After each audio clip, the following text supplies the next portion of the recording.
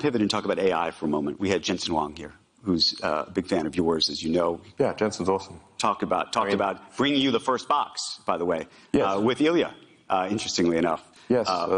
Back in 2016, I think.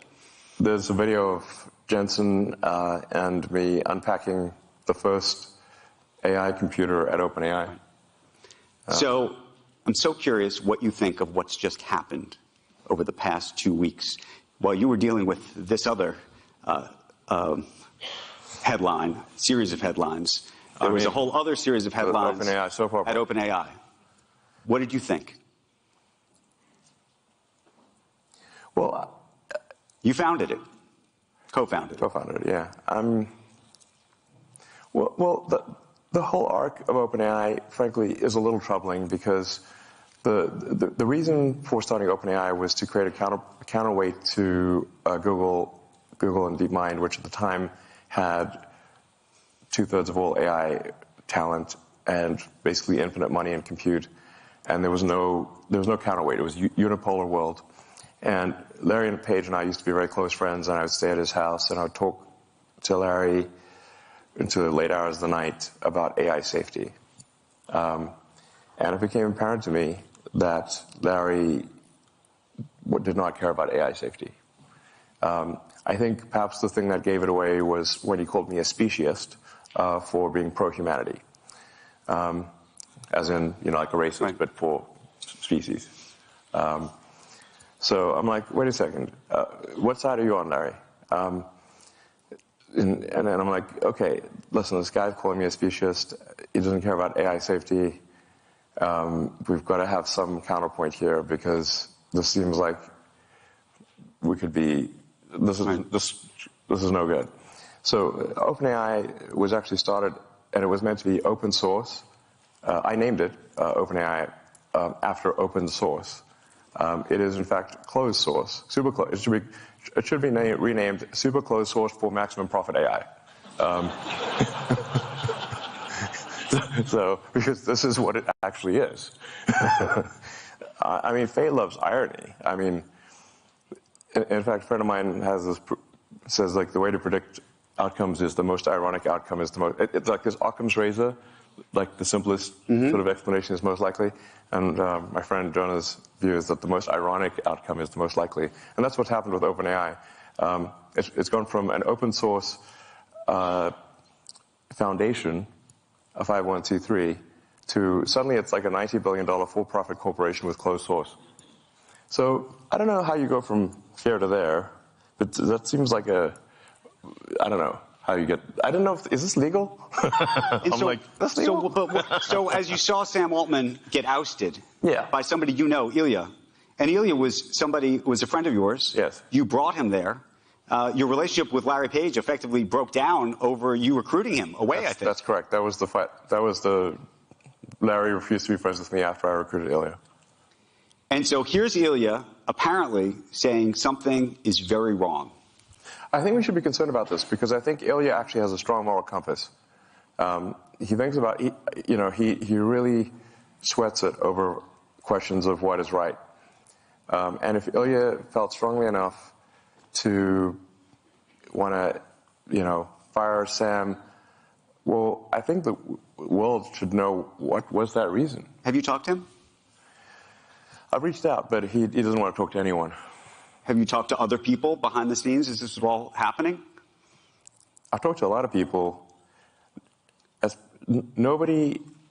I've not found anyone who knows why. Have you? I think we are all still trying to find out. I mean, look, one of two things is either it was a serious thing and we should know what it is, or it was not a serious thing and then the board should resign. What do you think of Sam Altman?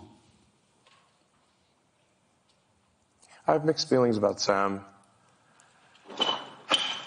I do, the ring of power, can corrupt. And this is the ring of power. So, I don't know. I want to know why Ilya felt so strongly as to fire Sam. This sounds like a serious thing. I don't think it was trivial.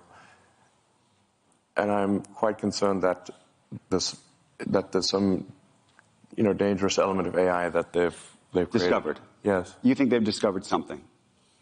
That'll be my guess. Where are you with your own AI efforts relative to where you think OpenAI is, where you think Google is, where you think the others are? I mean, on the AI front, I'm in somewhat of a quandary here because I've thought AI could be something that would change the world in a significant way since I was in college. I mean, like 30 years ago.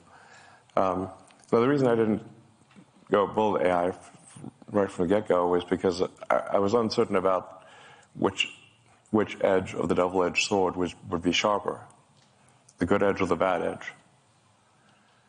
So I held off on doing anything on AI. I could have created, I think, the leading AI company, and kind of OpenAI actually kind of is that. Because I was just uncertain, if you make this magic genie, what will happen? Whereas I think building sustainable energy technology is much more of a single-edged sword that is single-edged good. Making life multiplanetary, I think single-edged good.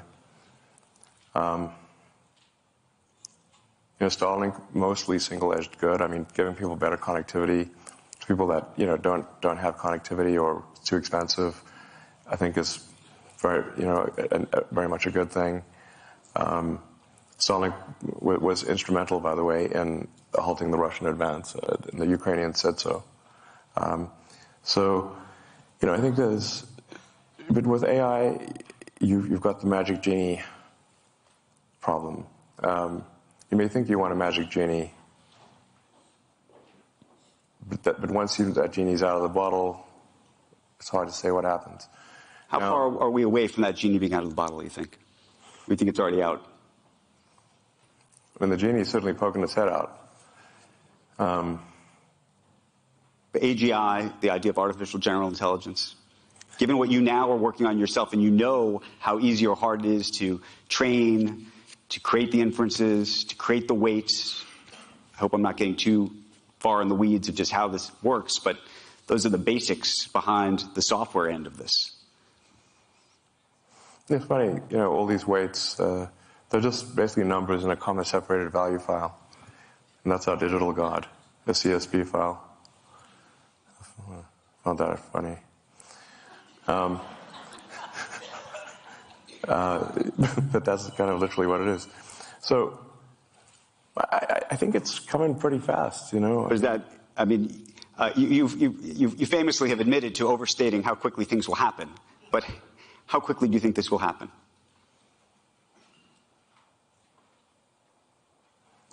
If you say smarter than the smartest human at anything, yep.